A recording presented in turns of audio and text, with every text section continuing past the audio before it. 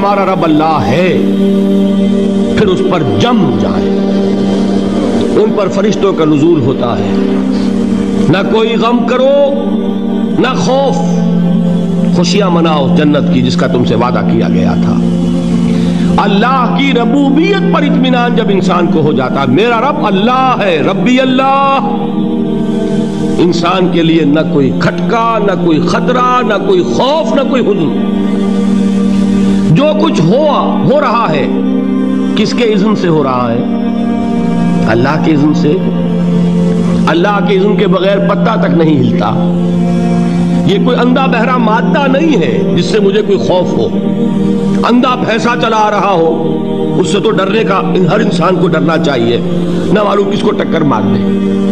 لیکن نہیں، اس کائنات کو چلانے والا ایک سمیع و بصیر خدا ہے، وہ جو